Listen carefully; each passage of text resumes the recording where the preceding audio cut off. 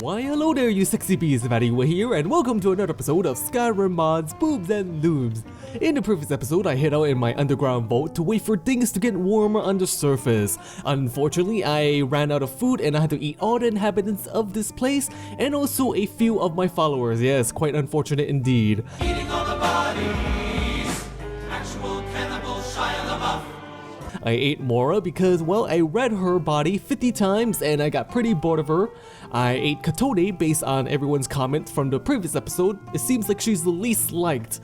I ate Hikari because, well, I'm too lazy to kill and skin the fur of Hikari Neko.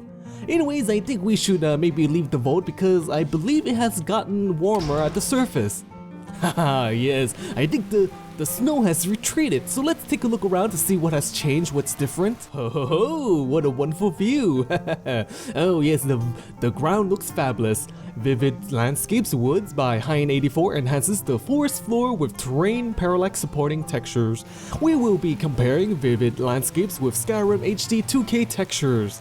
The mod alters the ground in areas where there are pine trees. Now when we look at the ground is covered with pine needles, you know, debris. It's from the pine trees obviously.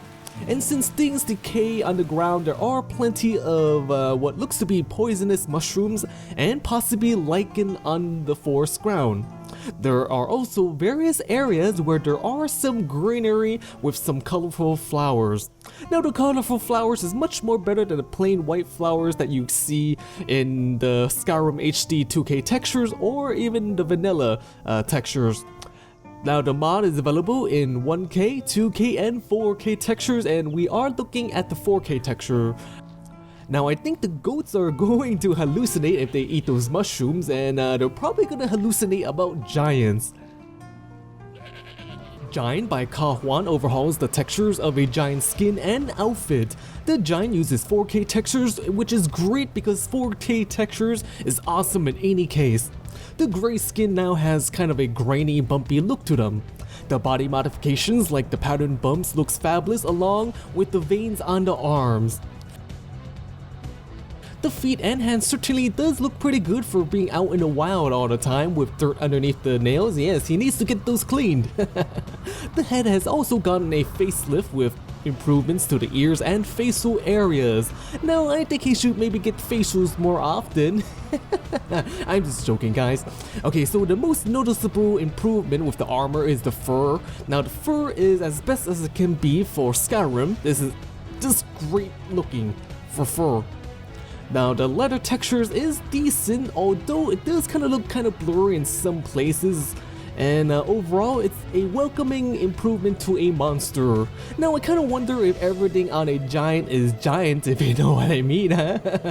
Oh yes, I'm sure my girls are gonna be intimidated. Yes, I don't know, we might have to sacrifice some girls to them. Yes, like a tribute. Anyways, yeah. Now it seems that some of the mountain areas has gained a bit of snow and ice. Regional Snow and Ice by Happy Chappy alters and adds additional snow to some key mountain ranges. The mod covers mountains with a thicker and fuller layer of snow. Now there are also various faces of rocks that are free of ice and snow. Now I'm not quite sure if it's intentional, but it does kind of make sense that snow on rocks that get direct sunlight would melt, so there would be an absence of ice and snow. Now of course snow would be present on places with indirect sunlight or it's always in shadow. But yeah, the mod certainly does make you chill to your bones with all the snow and ice that now covers the mountains even much more fuller and thicker. It also goes well with our story with a nuclear winter and these areas being the last to return to normal. Even though the snow has melted in most of the areas, it's still pretty cold overall and I'm tired of the cold, so let us go get us some coffee, shall we? Eli's Coffee mod by Eleonora introduces a simple yet very neat mod. The mod introduces coffee! We can go up to one of these coffee pots right here and we can make ourselves a mug of coffee with ingredients, coffee beans and water. Now it is a consumable which increases stamina regeneration and makes lockpicking easier. Now it does kind of make sense since it improves our concentration and attention. Then we have the coffee mug, and the coffee mug has a very cute phrase, "I hate morn does."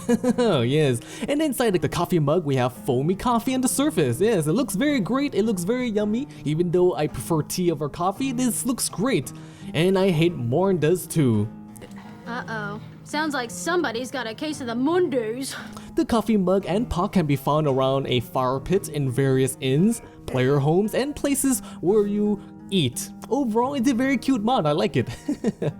A warm cup of joe is great for some, but maybe some people prefer some good old-fashioned alcohol to warm the blood. Realistic HD Beverages by Hulk Hogan makes liquor even more appealing to drink and has great labels on them.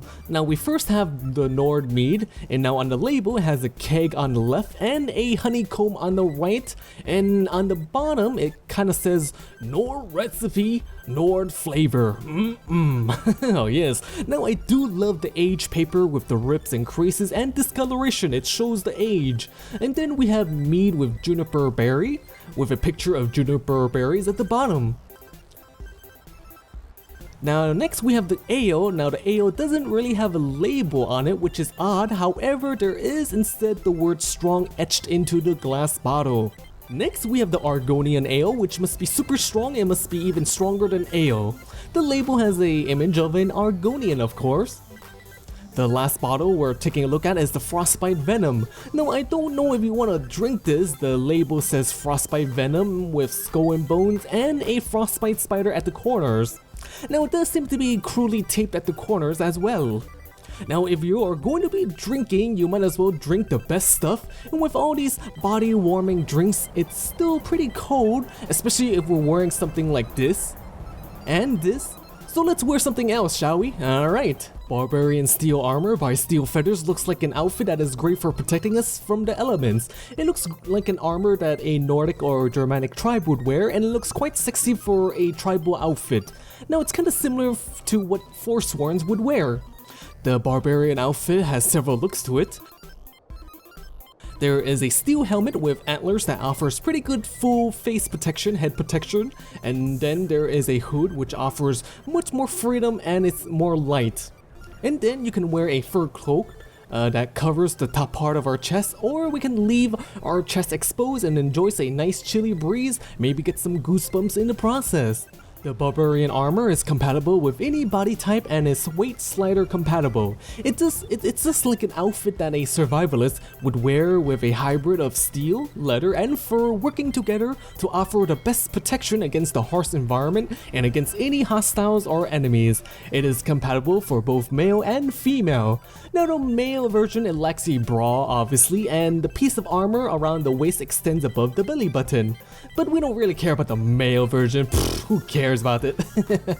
Now the next thing we're gonna need is maybe a weapon, and I know just the weapon that we're gonna need that will help us stay nice and warm and offer us a bit of protection. Dawnbreaker Redone by Billy Rowe remodels the Dawnbreaker with new textures and meshes. The new sword is about the same length, but the blade is a tiny bit more thinner, it's much more smoother, and the most obvious change was the sun disk. The blade has a grid pattern on the entire edge. Now the Dawnbreaker has the usual fire aura that surrounds it. Now there is a version of the Dawnbreaker Redone that will bring back the white glow around the sun disk. Now the sword is a bit more slick, and I do like the sun disk because it looks like it's dawn with the sun rising up. It makes sense, I like it, it's very awesome, and there is a reason why I picked this. Yes, now the reason why I picked the sword is this is one way we can keep warm if it gets too cold. Oh yes, my followers are hot. Anyways, I am VatiWah. I hope you sexy bees enjoyed this episode of Skyrim mods, Boobs and Lubes. Make sure to bang that like button and leave a sexy comment. And if you want to see more Skyrim mod videos, please check out my other videos on my channel as well and show your support for them as well. Now I do appreciate it and helps me keep making videos. Well then, I'm VatiWah. Stay sexy, my friends. Stay sexy.